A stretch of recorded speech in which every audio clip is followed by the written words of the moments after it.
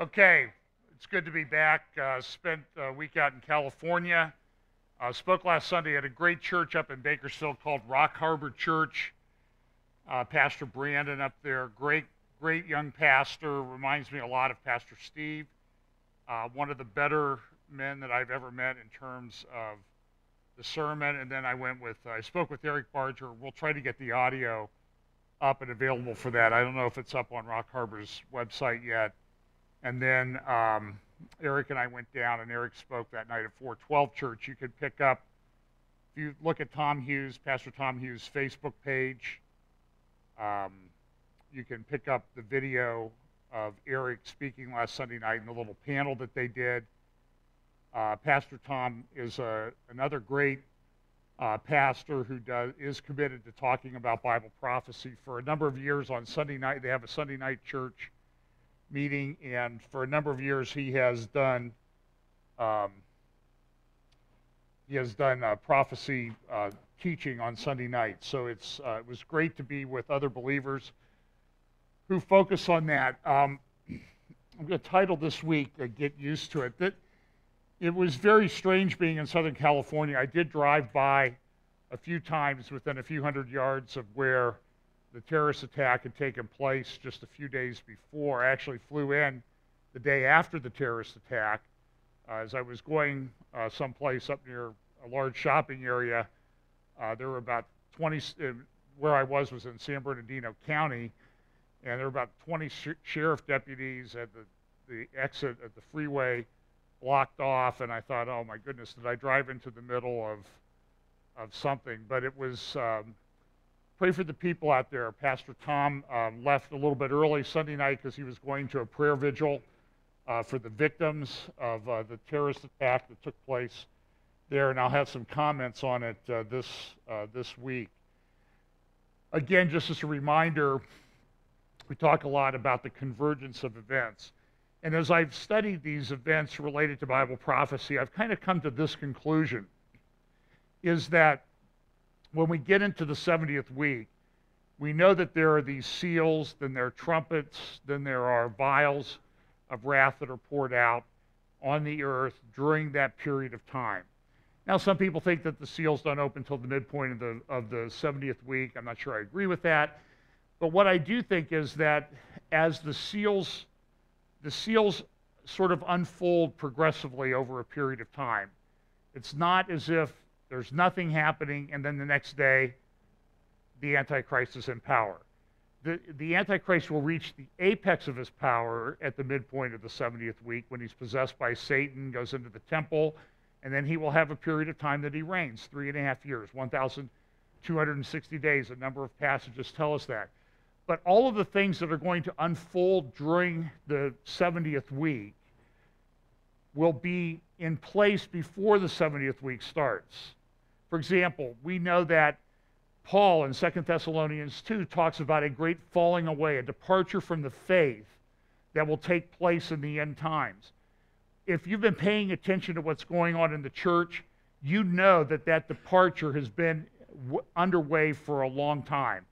It will eventually reach a climax, but it's not going to just suddenly appear overnight. We live in that age of apostasy right now. We live in the age of the Laodicean church, where the church is both hot and cold. And it was the church that Jesus pronounced the most severe judgment upon, because he said, because you're neither hot nor cold, in Revelation chapter 3, I'm going to spew you out of my mouth.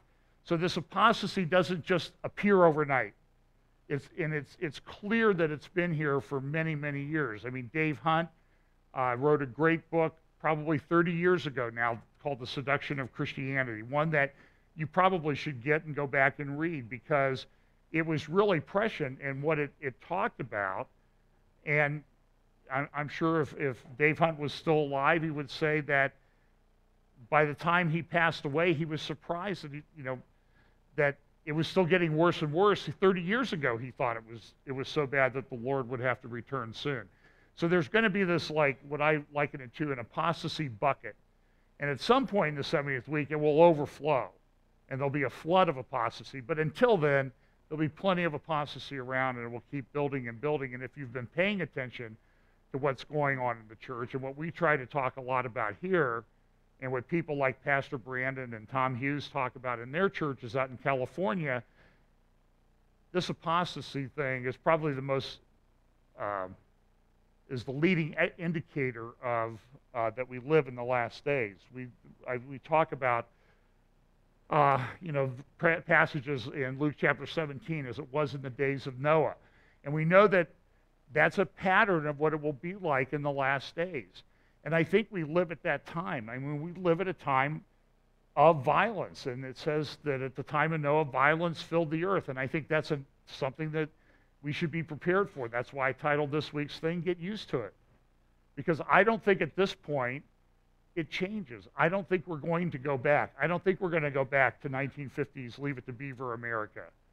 I just don't think those days are here and are going to be with us any longer. We need to be prepared to live in these times as we move forward closer to ultimately the return of Jesus Christ and the setting up of his kingdom. I wish it would be better. But if I was telling you that I think it's going to get better, I would be lying to you. Now, there may be periods of time where it doesn't seem like it's that bad. In fact, in the early days of the Antichrist reign on the earth, I think people are going to be talking, hey, peace and safety, everything's great. We finally got one of the major problems in the world solved, and so what do we have to worry about? Everything will be great. But then eventually, the Antichrist will turn on the Jewish people and the rest of the world at the midpoint of the tribulation. This is a thing that I want you also to keep aware of. We talk about the demographic collapse of cultures around the world and this huge shift in demographics. And you see from the left, in 2015, you see it's sort of a fairly much a bell curve, maybe even a little bit of a pyramid of age range distribution across the world's population. But look at what's going to happen by year 2100. Now, by the way, because I'm using a chart that has the year 2100, doesn't mean that I think that we're going to be here for another 85 years. I know statistically I'm probably not going to be here by 2100.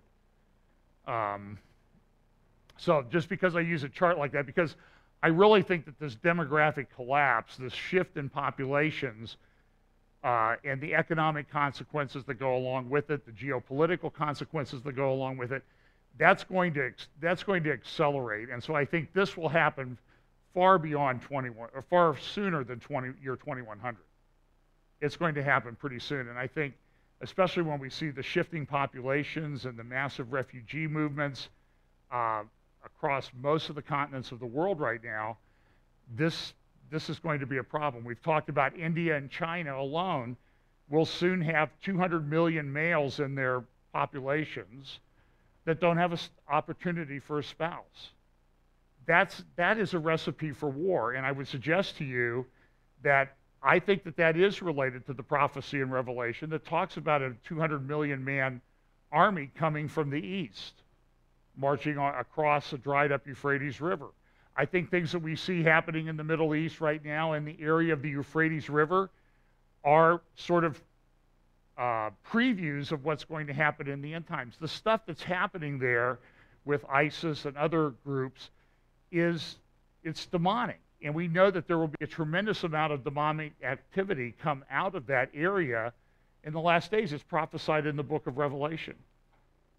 So, but what we see are, like what I said earlier, is we're seeing these little previews of what will eventually climax in just some horrible things during that period of time on the earth known as the Great Tribulation. And even earlier in that, before that, in the earlier part of the 70th week. Just some things, we're going to kind of jump around a little bit. We're going to focus mostly on terrorism today, but before that, I just want you to see these things that are sort of also things that we don't talk a lot about, but are happening in the world. Here it is: scientists develop an algorithm that can teach machines to learn like humans. Now, I don't know if that's a good thing or not, because as I looked at the reasoning of some of the people of talking about things that happened in San Bernardino, it doesn't appear that some humans have learned that much, or they seem to be incapable of learning. And so in an environment where there's this deception that make people seem, well, for lack of a better term, stupid or moronic, And that's obviously going on in our world. But they are developing these machines that are being able to adapt and think like humans. I think this prepares us for this rise of transhumanism that we see. Computer researchers reported artificial intelligence advances on Thursday that surpassed human capabilities for a narrow set of vision-related tasks. In both the handwriting recognition tasks described in the magazine Science and in the visual classification and detection competition, researchers made efforts to compare their progress to human abilities. In both cases, the software advances now appear to surpass human abilities. So there's this great promise. And in fact, a large group of billionaires have announced that they're going to make all of this technology available as open source technology, software and that type of thing, because it's going to be such a great thing for humanity, because they believe we're going to build a better world, we're going to build a better human being, and there are these people that believe that they are on the verge within the next 20 or 30 years of making it so that human beings will be immortal.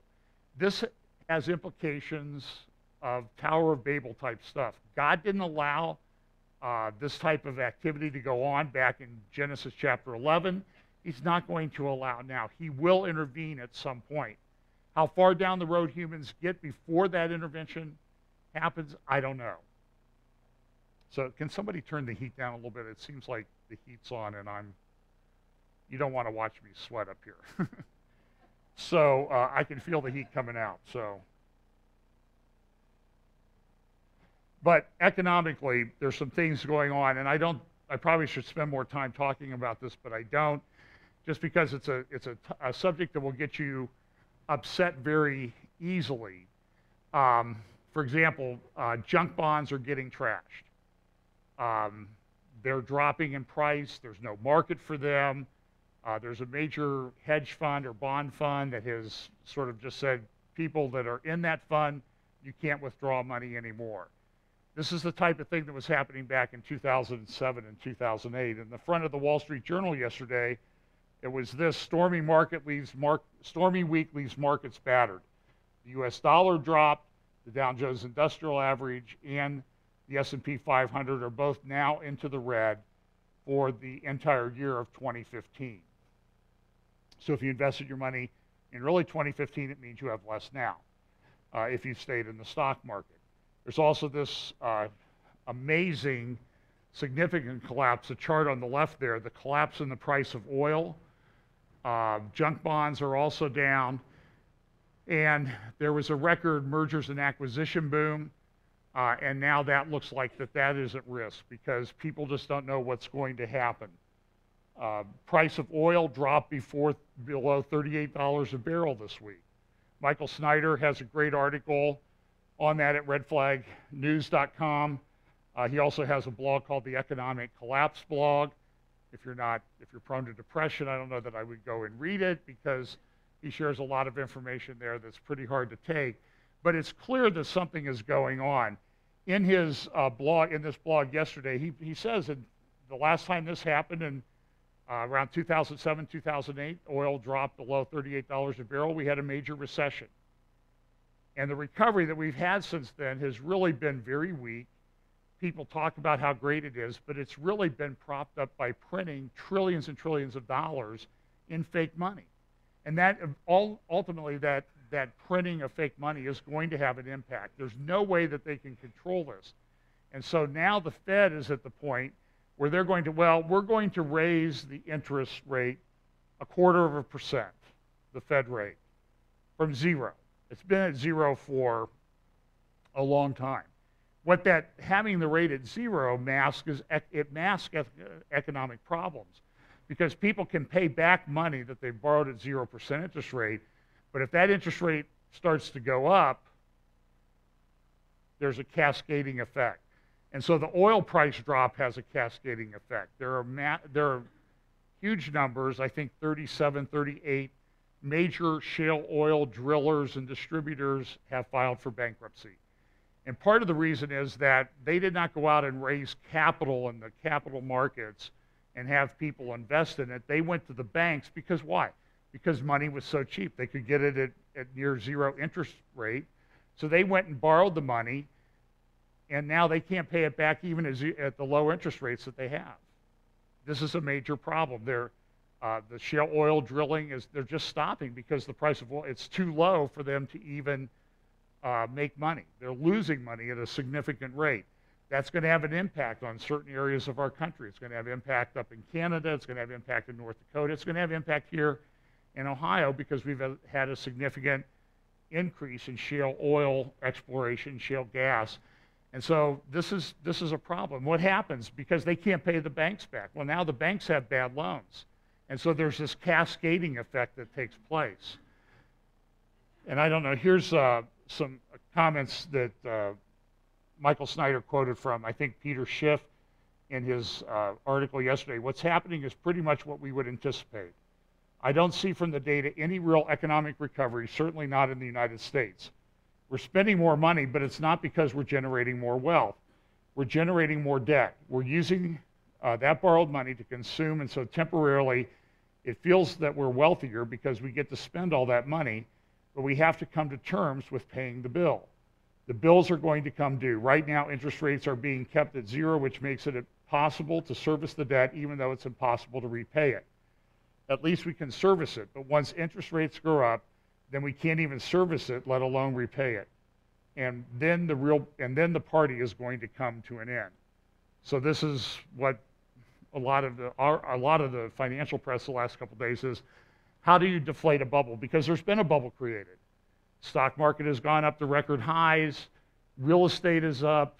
Go out to California, there's actually building going on out there. And in certain areas, the real estate is going up. But I can tell you as looking at some of the places where I happened to play golf while I was out there. I know you're surprised to hear that. But there was a golf course that we played on Wednesday, and the homes along the 9th hole there used to go, it's a senior above 50 or 55, you have to be to buy in there. And the homes there used to be selling for $450,000. Well, back in just a couple of years ago, you could buy them for $140,000.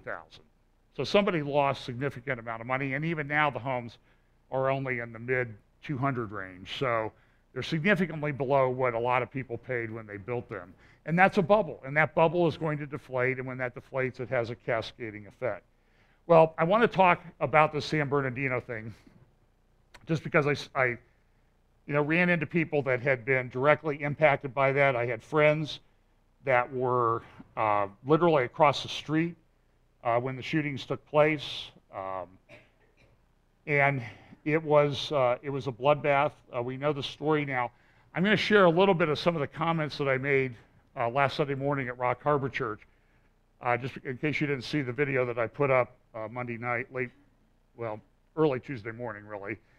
In case you didn't see that, because I think it helps put some things in context, some things that I think are related to what we're going to see unfold in this end times. Because we know that there's a coming one world order. We see that with the artificial intelligence. We see that with the economy.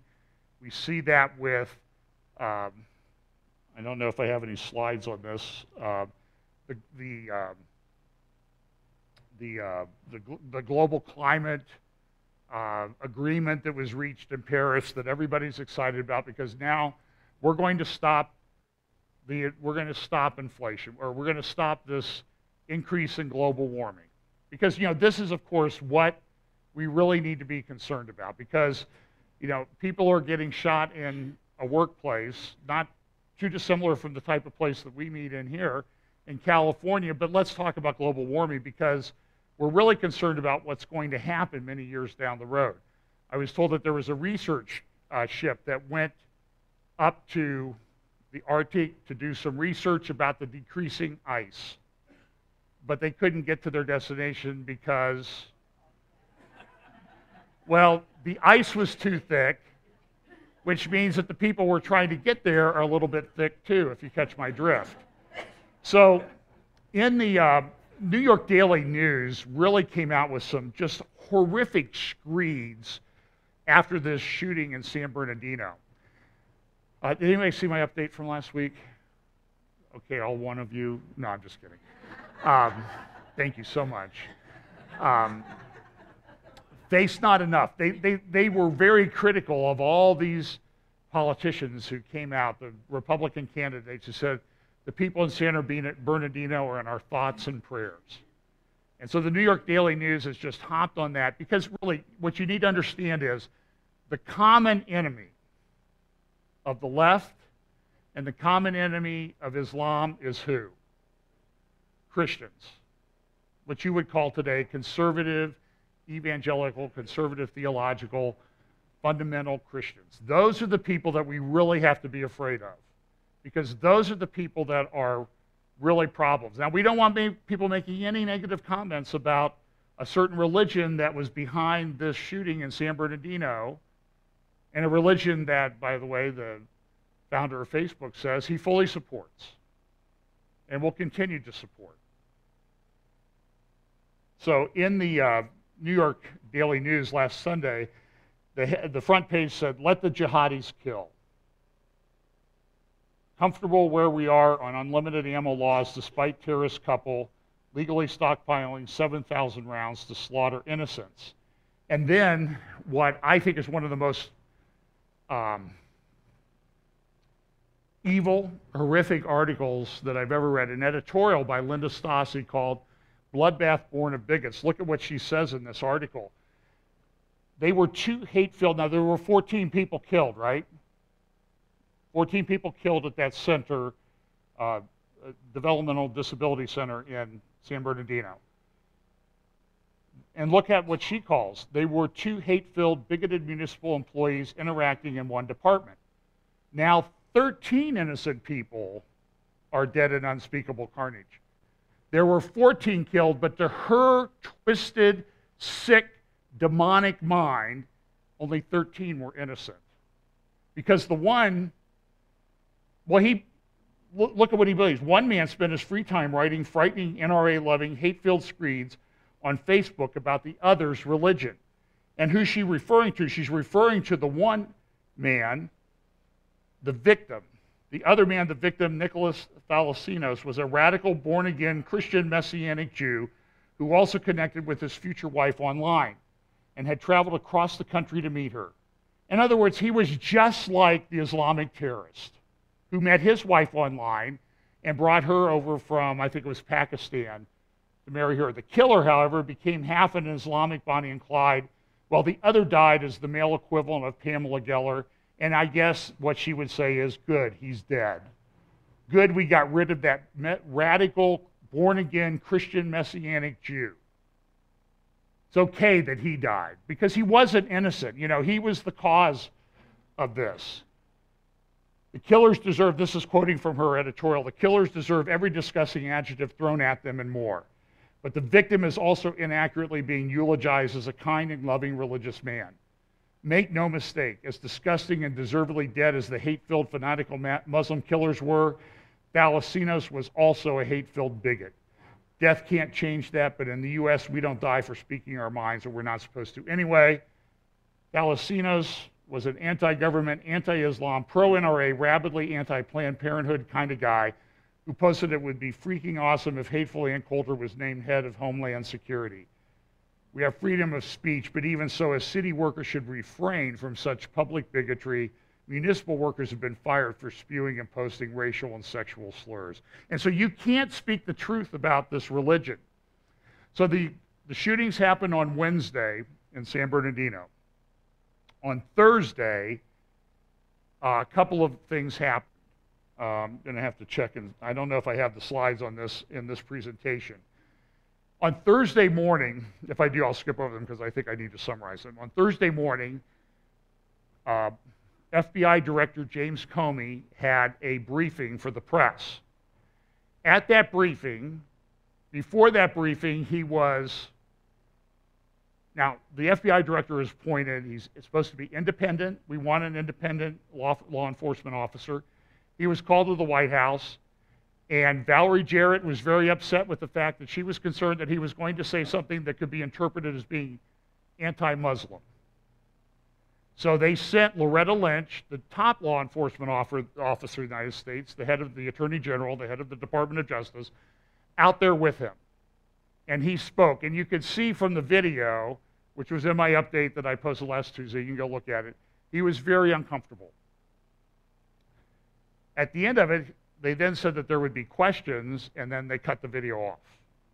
And nobody knows what happened. Somebody from the White House or the Department of Justice came out and shut off everybody's camera. So we don't know what the question and answer period was like, or even that it took place. On Thursday night, Loretta Lynch then went to a dinner at the Ritz-Carlton in Washington, D.C. for a Muslim Brotherhood-related group called Muslim Advocates. And she spoke, and this is what she said at that conference. First, you're going to hear the head of Muslim Advocates, and then Loretta Lynch, some of her comments. I think an issue on the minds of many American Muslims is that since the tragic attacks in Paris 3 weeks ago, there's been a decidedly disturbing uptick in anti-Muslim rhetoric. It's been very divisive, and many of us, frankly, feel that the rhetoric is the worst that it's ever been. But we also will not give in to fear. Now, listen, this is the day after the shooting. This is after the FBI director has said we're investigating this as an act of terror.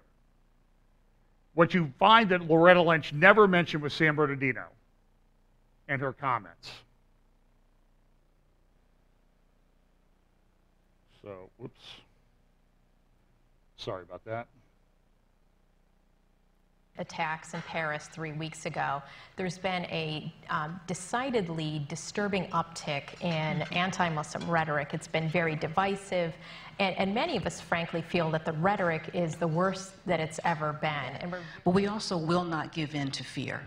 And my message to not just the Muslim community, but the entire American community is we cannot give in to the fear that these backlashes are really based on. Now, obviously, this is a country that is based on free speech, but when it edges towards violence, when we see the potential for someone lifting that mantle of anti-Muslim rhetoric, or, as we saw after 9/11, violence directed at individuals who may not even be Muslims, but may be perceived to be Muslims, and they will suffer just as well, just as much. When we see that, we will take action. And I know people are saying, oh, if we stop the refugees and sign a bill and make people sign to guarantee them, this is not the way. I will look at anything and consider anything that will keep the American people safe, but simply rushing to judgment on something. As a friend of mine once said, you take aggressive action, you don't take impetuous action, because then you waste your resources and you end up doing more harm than good. So my message to the Muslim community is that we stand with you in this. People will try and use things such as you mentioned, such as the zoning laws, to try and make them become a bludgeon against a peaceful religion and a house of worship. Well, and so what I would urge people to do, if you are aware of situations where children are involved, please contact the Department of Justice and the Department of Education. We can provide guidance, we can have conversations. Everything need not result in a lawsuit, but some things do have to go to that area. We have, as you may know, opened an investigation into the case of the young man in Irving, Texas. That merits we'll see where that mention by her. investigation goes. So you have extreme situations like that, but you also have those everyday things that happen, and we have an important role to play. So please, please think of us there as well. So the Clock Kid, the son of a Muslim activist, he gets a mention, and San Bernardino was never brought up. I watched the whole video of the dinner that took place in Washington, D.C. the night after the shooting in San Bernardino. The Attorney General didn't mention it. Do you understand where this is going? Now, we know Jan Markell, our friend, her YouTube channel was removed. She got 3 strikes against her. She sent me an email and said, I just got my 2nd strike. I don't know what to do. And within 15 minutes, she sent me another one and said, I just got a 3rd strike against my YouTube channel, and they've completely removed it. I can't even log on to dispute what they've done. So WorldNet Daily called up Google and said, hey, we're doing a story on censorship of Christian ministry websites and YouTube channels, and we want to get your comments about this taking down of Understanding the Times or Olive Tree Ministries YouTube channel. And Google said, Oh, that was a mistake, and it was restored within seconds. But you need to understand there are a lot of Christian ministries who have had their YouTube channels taken down. And so we're looking into that to protect the things that we have up here, because I don't want to say this because I'm bragging or anything like this, because remember, we only started doing this because people that missed the Sunday wanted to hear what we did, so we started putting it on YouTube. The other day, we passed 1 million views, unique views for the year. So we praise the Lord for that, that's happened, because that's really been a God thing. It wasn't something we planned. We didn't advertise it. It's all been word of mouth, and praise the Lord that there's been some impact from the teachings here at Fellowship Bible Chapel out there. But now we are potentially within that zone, group of people that they might be looking at because of the number of views that we get. So we're working on some alternatives. But remember, it was Loretta Lynch who brought up back in October the Strong Cities thing and how they're going to fight everything. And as you look through the websites there that are all associated with the Strong Cities Network, it says this: a recognition that violent extremism and prevention efforts should not be associated with any particular religion, nationality, or ethnic group. Why? Because that would be obvious to do that, but we can't do that. And what you find is that what they're really focused on is what they call far-right extremism. See this here from the films that they have from the Free Initiative, which is associated with Strong Cities. I talked about this back in October. You can look for more details in that update. Far-right extremism, policing the far right. Because that's really what they're concerned about. Not Islamic terrorism or Islamic extremism, which is actually what's happening, but far-right things. Because I need to tell you that the left and Islam share a common enemy right now. And that should be obvious. See this here from one of the websites: to counter violent extremism. And they consider that to be one of the greatest threats to modern society. But they never really talk about the one. And then there was also a related conference that took place at George Washington University at that time. And it was between the George Washington University's program on extremism and the Southern Poverty Law Center. And so they're partnering together. So the Department of Justice has brought in the Southern Poverty Law Center, a hate organization, if there ever was one, a leftist hate, bigoted, extremist organization to get information about who hate groups are. Well, do you think they're talking about the obvious ones? No, they don't. They don't do that. And there were these things that we cited back in the October update. The Southern Poverty Leadership Center has been an important voice in the wide range of extremist groups throughout this country. It does the noble work of examining what the threat is, observing it, and reporting on it. The SPLC says it places groups, including conservative Christian groups, on its hate list based on what? Their beliefs, not their propensity for violence. That, my friends, is the definition of a hate group that does something like that, because they don't care about what the actions are. And you heard the Attorney General, who is behind, she sent one of her top deputies to this conference to speak. This is where she's at. She's talking about policing anti-Muslim rhetoric. Now look, she's backed off those comments a little bit. I will admit that.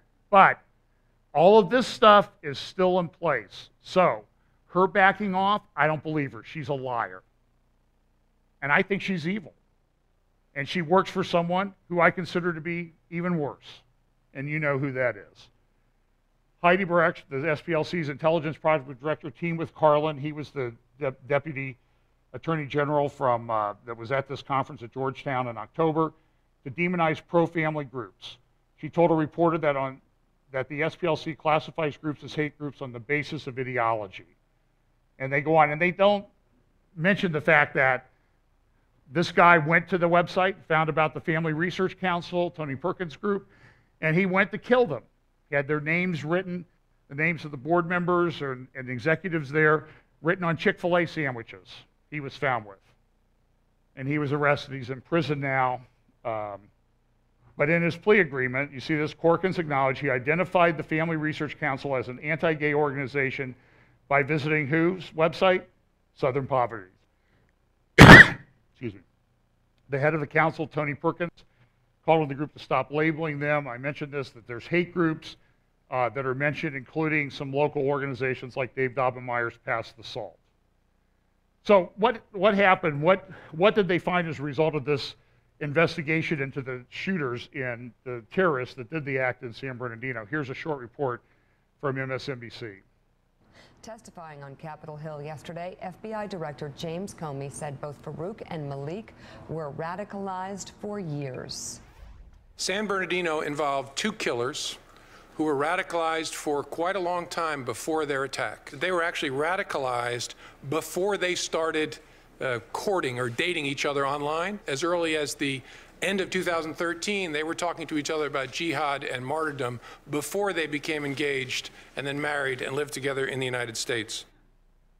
Well, you remember now, this information was pretty well known within 24 to 48 hours. And certainly Loretta Lynch would have known this, at least the beginnings of it, because, well, here's another report as to how did they find out that she was radicalized.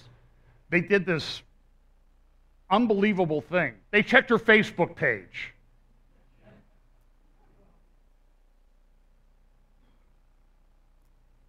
Officials said yesterday they did not know that Malik was committed to jihad when she applied for a fiancé visa.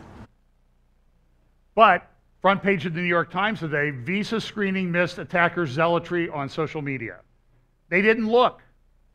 So these are the people that are going to be screening all the Syrian and other Islamic refugees that are coming in. Does that give you a level of comfort and confidence?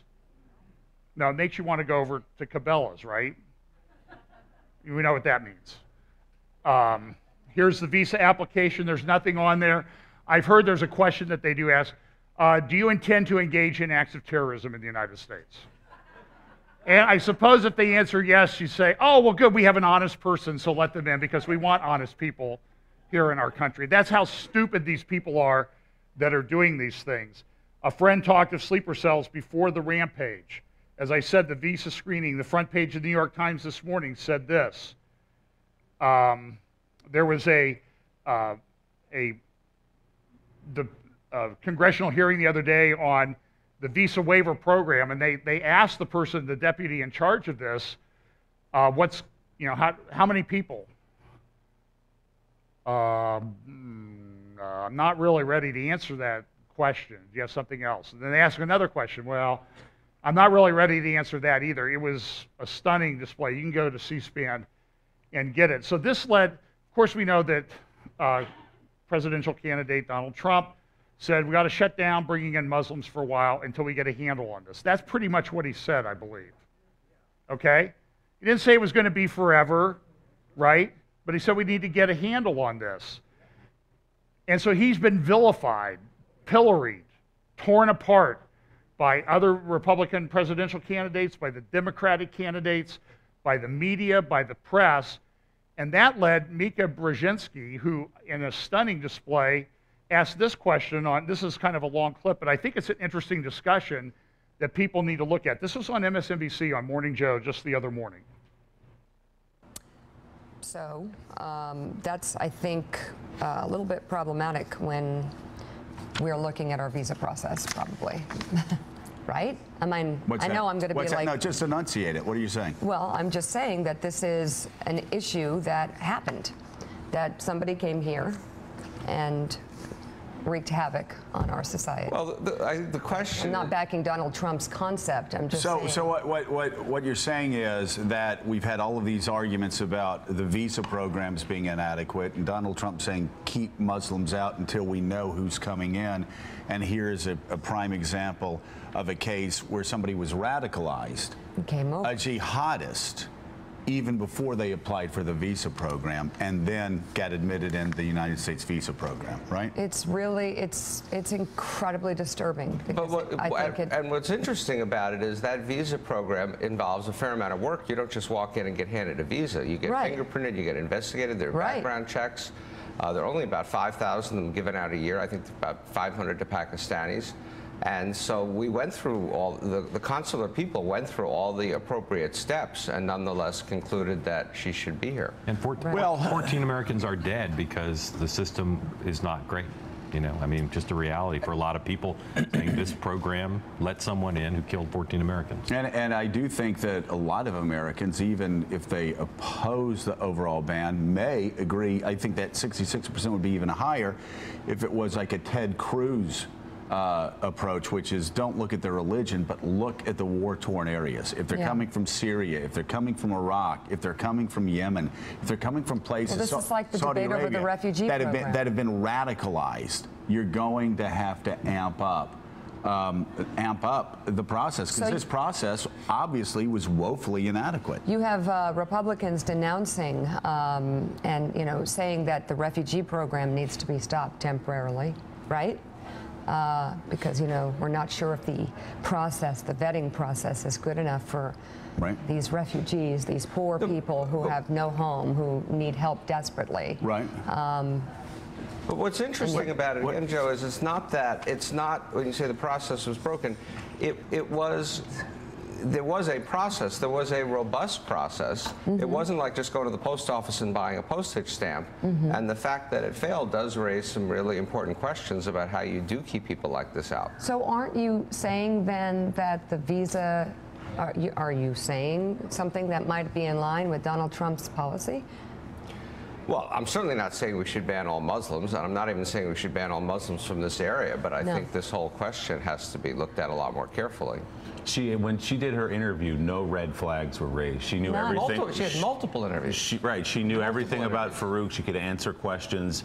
She breezed through the interviews successfully, so then there were no follow-ups about her jihadist leanings. So I'm challenging you all. I mean, I'm just saying.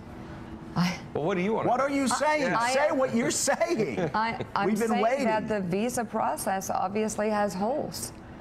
And, you know, I'm not sure Donald Trump's concept is good for our country. Obviously it has holes. The 9/11 terrorists were here legally, so what do we do about it? Because we just had like a slaughter in our country, and now children are traumatized across our country. They feel ISIS is here, and most of us feel like it's going to happen again.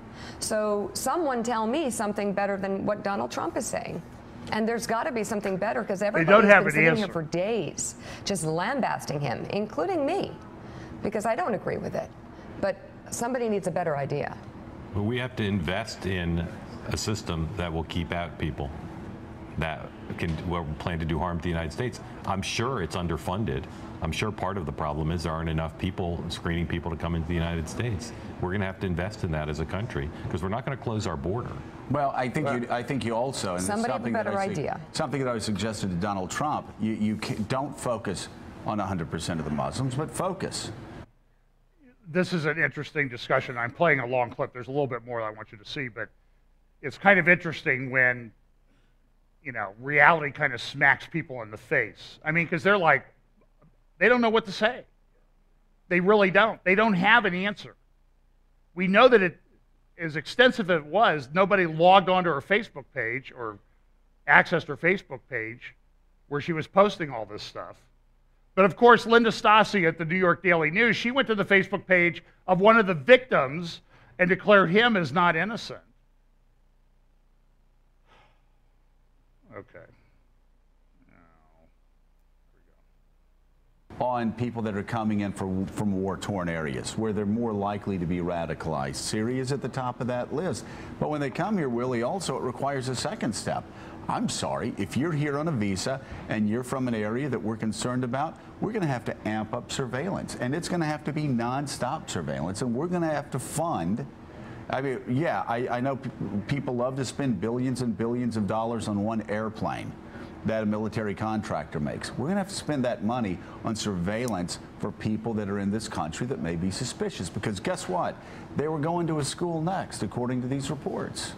Also better intelligence and better intelligence sharing, because she was not in any security database. They checked all their databases. They went through all the right steps, what you would do. She just wasn't on any list. There was no way for them to know that she should not have been in this country. So then you ask, now that she's in, what do you do about the people? But the problem with saying war-torn areas is how many people like this could be in France or Belgium. Well, it's like police they're profiling. not going to come directly from a war-torn area. And ISIS, I mean, this is not the most sophisticated thing in the world, but figuring out to marry somebody and come that on was a pretty fiancé sophisticated. visa. You know, the thing is, compared to and- hijacking a plane. And they were practicing at gun ranges in the Los Angeles area. How many young Pakistani women go practice at gun ranges? by the way, in her traditional garb. Should she be arrested for that? No, but No. somebody had said there's a woman in traditional. Make inquiries. Well, But ask, check, yeah. But that's dicey too. That's dicey. know it is. Okay, you guys that are. part. Call in everyone you think looks. Look, this is a difficult question. I'll grant you that, okay? But the suggestion that maybe we put a stop to it for a while till we get a handle on it is vilified as, oh my goodness, that's so far right and extreme and a religious test. It's not a religious test, and I'll explain that in a moment. In the Daily Telegraph yesterday, Charles Moore had a column about we could better tackle Islamism if we had greater cultural confidence. Now, this is written from England, where they have a problem, a significant population already of Muslims there, many of whom are extremely radicalized. You've seen some of them interviewed. You had one who killed a soldier. You had someone in the London subway the other day who came up and started stabbing people, stabbed at least 3 people, trying to slit their throats, saying, this is for Syria. And what was the reaction of the people in the subway? You're not a real Muslim. It's a real knife, though, guys. Listen, you need to understand that this whole thing that's happened over years and years in our culture of dumbing down people that don't have the truth of the Word of God to back them up, that don't have guidance of the Holy Spirit, they've lost their minds. There is a fog of deception. Do you think that a great world leader could come on the scene right now and take control of everything and people would follow right along? Absolutely. There's no question about that. People are almost, you see, these are highly educated people. Mika Brzezinski is the daughter of Zbigniew Brzezinski, really one of the more, I think, evil people on the planet, given the things that he does. But she's highly educated. She's not a dummy, at least in terms of degrees and that type of thing. But she's at a loss for words, really. I don't know what to do. It's kind of dicey. That's what her conclusion is. In his conclusion, Charles Moore, in his column yesterday, said this: the leader of the Union's largest Christian Democrat Party, Angela Merkel, has let more than 1 million mainly Muslim immigrants enter her country this year. The East German pastor's daughter is surely a much nicer person than Donald J. Trump, but I wonder if she is not doing more actual harm to the future of the West than Trump is. And I think that's a rhetorical statement. Obviously she is. There's no question that she is. And then in Canada, the new Prime Minister Trudeau, the younger guy, everybody's young to me these days, it seems like. It looks like a kid, though. Canada welcomes new arrivals from Syria, and they're all happy. And then Time Magazine, of course, they had a response. They made Angela Merkel the Person of the Year. So in Investors Business Daily a couple days ago, they said this: why are U.S. officials having to beg Muslims to help root out terrorists? Right? Because President Obama says 99.9% of them aren't this way, but we need our help. He had to say this last Sunday night. If we're to succeed in defeating terrorism, we must enlist Muslim communities as some of our strongest allies, rather than push them away through suspicion and hate. That does not mean denying the fact that an extremist ideology has spread within some Muslim communities. It's a huge real admission problem for him. that Muslims must confront without excuse. Muslim leaders here and around the globe have to continue working with us to decisively and unequivocally reject the hateful ideology that groups like ISIL and Al-Qaeda promote, to speak out against not just acts of violence, but also those interpretations of Islam that are incompatible with the values of religious tolerance, mutual respect, and human dignity. Well, that's what Andy McCarthy, who's the prosecutor who prosecuted the first World Trade Center bombing in New York about 20 years ago, over 20 years ago now, who's learned extensively about what Islam is like and the ideology behind it and what drove Al-Qaeda and all these other groups who really share this ideology, this Islamic-based ideology, that it's a problem. And he called what Obama views he calls it fantasy Islam, because it's not really the Islam that he's familiar with.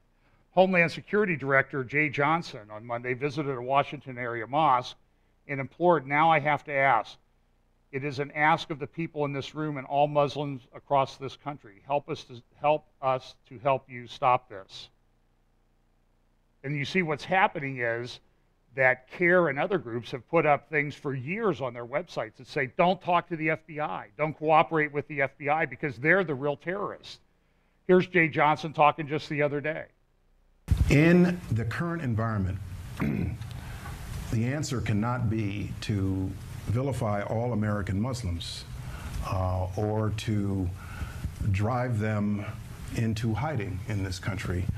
Now more than ever, we need to work with the Muslim community, and it's not a monolith. It is communities across the country, to encourage them to help us help them if they see somebody traveling in the wrong direction in their own community. It is the case almost always that when someone has self-radicalized and is turning to violence, there is somebody else that sees the signs. And so we need to build bridges, build relationships with Muslim communities across this country and not vilify them and not drive them in the exact opposite direction. I think that would be hugely counterproductive to our effort. The overwhelming majority of Muslims from whatever continent, from whatever nationality, are people of peace. And their community is being targeted by the Islamic State. And so we need to work with them to build bridges, to heighten awareness, to help them develop the message counter to ISIL. And I've been at this since I've been secretary, and I'm going to continue on this because it's becoming all the more important. And because you failed to this point. And you see here to the left another editorial in Investors Business Daily the same day, just above the article that I'm referring to. Al-Qaeda cooks post-Gitmo menu. What's that about? Cook for Al-Qaeda, spent a lot of years in Gitmo. He was released by the president, and guess what? He's back leading a radical terrorist group now in the Middle East. Well, that really worked, didn't it? All that rehab, all that time in Gitmo, and he passed the government's test for getting released. So these are the people who are going to protect this. Listen, as I said, get used to this, okay? And the editorial says this: the reason why they're begging Muslims to help root out terrorists, the Muslim community by and large has little interest in helping. This was demonstrated by one reluctant Muslim leader and cleric after another in media interviews this past week. Also, they are irritated at being asked to call out extremists in their midst when nobody asked Christians to speak out against violence done in their name. And they say they refuse to cooperate with FBI investigations that target Muslims in their community.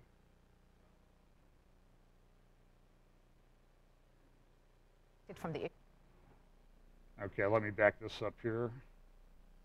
This is an interview on Melissa Harris Perry's show on MSNBC with a leader of the American Arab Alliance or Association, Linda Sassour, talking. The fact that we again distracted from the issue. These two people, or three, bought legal weapons. Either they bought them or someone else bought them. So they're buying tactical weapons. They had rounds and rounds of ammunition. And no one thinks that that's the problem here. How did these people, and then... Now, do you understand, do you have a guess as to what religion she might be? Just taking a stab at it? This idea of like countering violent extremism in this country continues to be directed exactly at Muslims, as if there is no other community in this country that engages in extremism. We've seen studies and studies from the New America Foundation and others that more people have been killed by white supremacist groups than by, quote, jihadis or whatever they want to call Southern them. Poverty Law Center is one of the few that when you look up and they're saying terrorist groups in America, what they are mostly talking about is right-wing extremists. And if we are really engaging in a quote unwarranted surveillance, which I believe our government is against Muslims, how did you not catch Mr. Syed Farouk buying tactical weapons and having all this ammunition? Like, did that not raise a flag? And it's why we need gun control in this country. It is why we need to be registered, why we need background checks. But of course, the Republicans don't want. Can you see the alignment there of the left and Islam? They want gun control. And they believe the New America Foundation, which is a radical, is as radical left-wing as the Southern Poverty Leadership Center is. Now watch this little exchange with Melissa Harris Perry. But they will vote for a war. Oh, I think it's the next episode. Prayer is not fixing the laws. And then all of a sudden we find out they're Muslim. Bam, gun violence is out of the question. We start talking about terrorism. And I'm extremely disturbed. I mean, I looked at the New York Times cover today. Here you have a whole op-ed on gun control. Great. Right next to it is pictures from the apartment of things that I have in my house. Yes. Like, these are things that all Muslims have in their house. There's nothing about that tells you a story about what terrorism looks like. So you're telling me that when my friends who are not Muslim come to my home and see a Quran or see frames on the wall with a scripture from my religion, is that supposed to tell you something? I mean, it's absolutely outrageous. We would never do that to anyone, and we didn't do that to Deer. We didn't do that to Roof. I'm tired of the double standards of how we treat Muslims when they are the perpetrators. That image, and then also right next to it, an image of the shooting suspect there in hijab. And that idea that, like, okay, this is what terrorism looks like. It's what she wore, okay? We can't even talk about the truth anymore with these people. They're out of their minds. And this was a great editorial cartoon in Investor's Business Daily. Scary bin Laden saying, "We love death more than you love life." And scarier is this lady, "I love death more than I love my baby." They dropped the kid off at the grandparents and then went and killed 14 people. And they had pipe bombs in there. They had many more attacks planned. It's just crazy. Here's from the editorial. Imam Mustafa Kamal of the West Coast Islamic Center complained that it's unfair to burden the Muslim community with such responsibility. "I don't see Obama talking to the Christian communities about them. It's insulting he would say that," another center official said. They're after Obama now, adding that leaders of the community are hesitant to cooperate with the FBI because there is no trust of the FBI. They spy on us. There's a reason for that. And then you saw the news conference that the brother, I believe this was the brother-in-law of the man that was killed, that did the shooting and was later killed in a hail of gunfire there in San Bernardino. I mean, within a couple hours, this guy, he's not being interviewed by the FBI to gather more information. He's out doing a press conference with CAIR, the Council of American Islamic Relations. And it's just, it's crazy. And then this is what our government does, though. This was a report on the Kelly file the other day. Joining me now with more, former Department of Homeland Security employee Philip Haney. Okay, Bill Haney was an investigator at the Department of Homeland Security who was investigating these terrorist groups. And here's what happened. And with reaction, Mark Thiessen, the former chief presidential speechwriter for President George W. Bush and a Fox News contributor. Thank you both for being here. Philip, why do you believe that the work you were pursuing may have led to the detection of these two? The network of individuals that we worked with were tied to a large group called Tablighi Jamaat, part of a larger group called Deobande. We had thousands of organizations or individuals in the database, and we tracked them as they moved in and out of the United States on the visa waiver program. That's what first brought the group to our attention. And as we developed the case and started putting the pieces in place, we gained more and more evidence of their activities. And they were connected to Farouk's mosque? The Farouk Mosque is called Dar Uloom. It's a global network of similar kinds of mosques under the umbrella of this organization. And so under your program, you would have identified the mosque and done what? I can tell you how I would have identified it, because individuals that were already in the case in 2012 went to that mosque. Therefore, as we were tracking them, we would have put the red light on them. Therefore, two things very plausibly would have happened.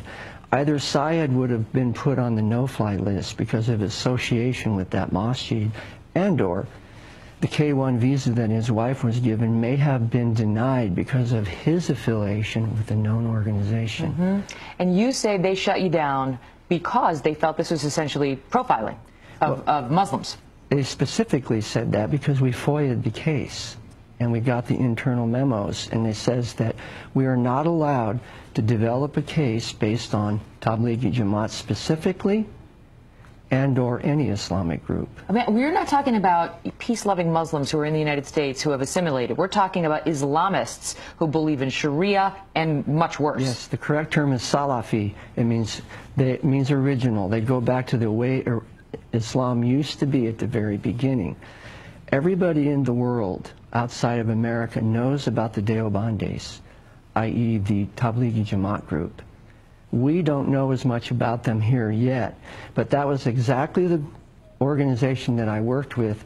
We started the case 6 years prior. Then I came to the National Targeting Center and worked on that case specifically. Then I went back to my home port, and I discovered that as soon as I left.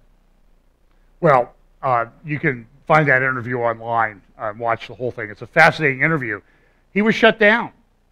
He was on the trail of the people that did this. And our government, our executive branch, the administration under the direction of the president, Loretta Lynch and Jay Johnson, shut him down. Why is that? What's really going on behind these people?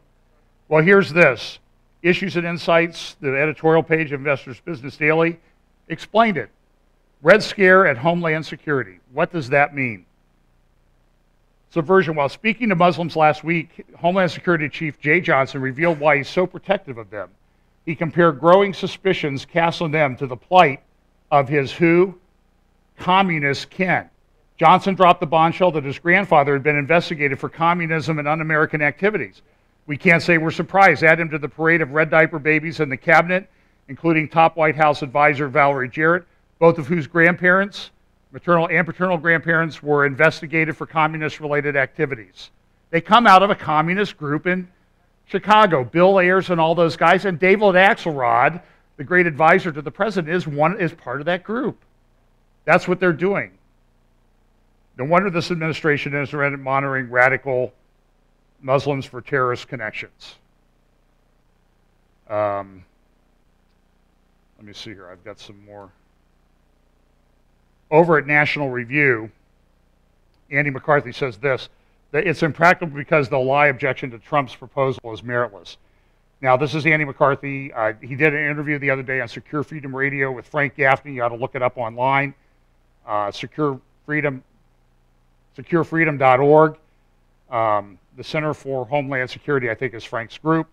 And Frank, they make the point is that it's not so much we're looking at them about just a specific religion, but they believe in Sharia, which is a subversive to the United States. We wouldn't let communists come in. And so here's the thing. If communists could have said, oh, well, that's really part of a religion, we would have had to let them in under the reason that they go. The reason we're not letting them in is because there's a component. This is unusual. This is not something that was in the mindset of the founders of the United States, that this is a political ideology that's subversive to the United States Constitution and that type of thing. That's why you don't let them in. It may be part of their religion, but it's the subversiveness, and you don't let people in that are going to destroy you. That's just what governments are supposed to do. They're supposed to protect their citizens.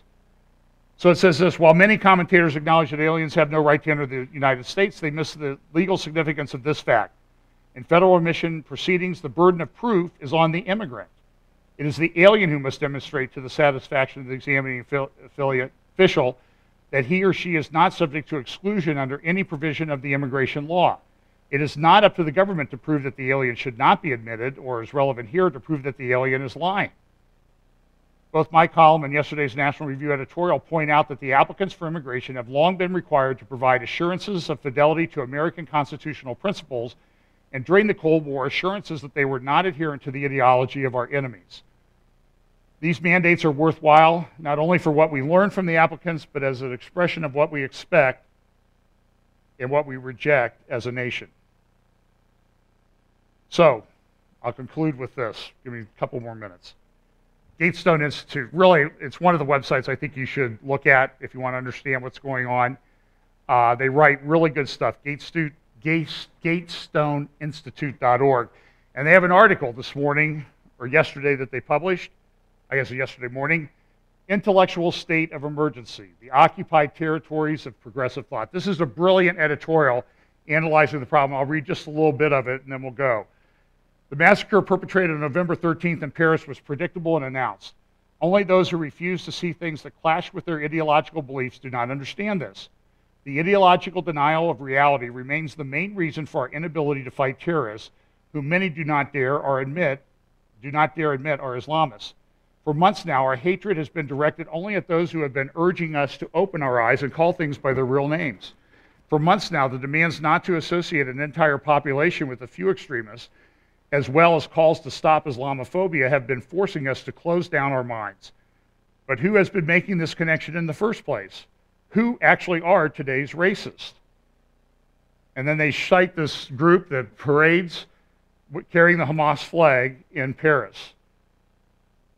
When the multiracial crowd marching for dignity, the supposed protectors of our universal conscience, descend into the streets to protest the pain and suffering of the offended, they denounce racism against victims, usually non-French citizens of non-French origins, Muslim, Arabs, Black Africans, and others from the former French colonies, all victims of a supposedly dominant Islamophobia. In the summer of 2015, the city of Paris invited the city of Tel Aviv as a partner for Paris' month-long Paris Beach event. That was all it took for a Mrs. Simonette, an elected official from the left, to go into progressive fits and an anti-fascist stupor, obscene invitation, etc., inviting a colonial racist country, etc. We have never heard her denounce trade between France and China, Egypt, Iran, Qatar, or Saudi Arabia, for instance. But Israel, that's okay. Is the mention of Israel pornographic, one man says? Some people verge on the hysteria, as if the mere mention of the word is a breach of global etiquette. These progressives were strangely silent while 250,000 of people were killed in Syria, while Yazidi women were sold into slavery. They were quiet when 200 schoolgirls were abducted in Nigeria, and when a new caliph, in the name of Allah, ordered the massacre of thousands in Iraq, or the mutilation and murder of Christians who refused to convert. Is that kind of behavior nothing more than bad taste? However, if Israel expresses its concerns to the UN regarding explicit plans for its own annihilation by another country and member of the same UN, the exalted Human Rights Commission, in which our dear friend Saudi Arabia participates, hastens to denounce the savagery of the Jewish state. Since the 1970s, anti-Zionism has managed to mainstream ancient racist Jew hate. This new virus has now supplanted the even more ancient virus of hating Jews as individuals, a bigotry that led to their massacre, burning, expulsion, and the destruction of their books. It also led to baseless accusations, collective blame for all sorts of ills, blanket condemnation, and finally, their being gassed.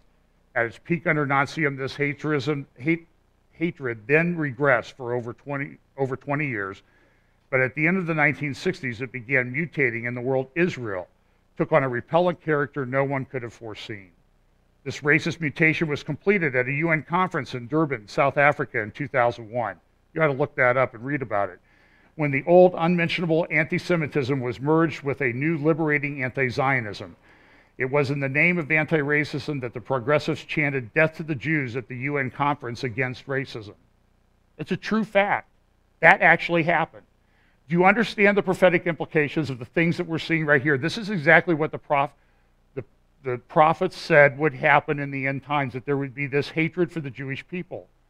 And it's universal. And so all these people, and there are plenty of so-called evangelical Christians like Lim Hybels and Gary Burge and the Christ at the Checkpoint and Tony Campolo and that whole crowd, Sammy Awad, that believe this stuff. They're racist. They're haters. They are the bigots. The disease of the mind seems extraordinarily mutable with the capacity to reproducing under different guises. Today, the new virus has two faces, brandishing a knife and trying to appear as innocent as a lamb. This disease of the mind seems extraordinarily mutable with the capacity to reproducing under different guises. Today, the new virus, let's repeat it, sorry about that. Why raise the recurring issue of hatred for the Jews now, a hatred which has turned into hatred for Israel? Because this is at the heart of this current rabid insanity. Because it is the seed of hatred that the Islamists have planted against Western civilization. What more can be said that has already not been said, that has not already been said? Why are hundreds of thousands of people drinking from the cup of this religion that dares not say its name? This hatred for Israel takes on the same characteristics in the 21st century as the collective medieval belief that blamed the Jews for the bubonic plague. Remember when sharks began attacking tourists in Sharm el-Sheikh, and the Egyptian director of tourism placed the blame on the Mossad? No one has yet explained how the sharks were trained not to eat Europeans. And here's an article from 2010 in the Telegraph saying, sharks sent to Egypt by Mossad. Those evil Jews. Pro-Palestinians often do not really care about Palestine. For them, this truly compelling cause is nothing more than fiction. It is hatred for Israel that mobilizes them. The basic reproach was formulated simply by the Iranian President Hassan Rouhani. Israel, he said, would be illegitimate, meaning it has no right to exist. That is indeed what is being said or thought. Israel, nobody wants you. Please disappear. The world would be so peaceful if it were not for your wrench in the works. When the journalist Edwy Planel, the self-proclaimed vigilante against the lies of the government, quoted Nelson Mandela in order to condemn Israel, the quote was discovered to be totally made up. He was caught and he said this, "If I have committed a factual error," he said, "at least I was politically correct." So here is the predictable return of the already seen, read, and heard fascist menace, this prefabricated artificial idea that invents radical enemies to avoid dealing with complexities it pretends to understand. Do you see how this is playing out? This is a brilliant article analyzing everything that we see going on. Who historically is responsible for this crisis? Answer. The Six-Day War, for example, in 1967, the Israelis entered into West Bank and Gaza. They dispossessed the Palestinians. Wasn't this the beginning of a terrible transformation of the Arabic identity that brings us today this type of Islamic fundamentalism? More recently, another incident added to this reversal of causes. The historian Georges, that guy, is at risk of being summoned by the movement against racism and for friendship between peoples before a criminal court for racial slurs and incitement to hatred and violence because he talked about it. This is fascism. It's in our government, and I'm just telling you folks, don't shut up. Because if everybody speaks up, they can't handle it. You understand? Shutting up is what they want, but if we don't shut up and we take it to them and we talk about this, they can't come after all of us. There's fortunately enough of us that we can make an impact. So that's why I titled the thing last week, I'm not shutting up, and I'm not going to shut up.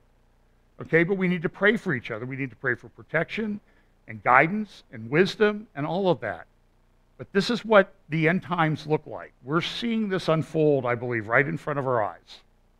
And so, as I said at the beginning, get used to it.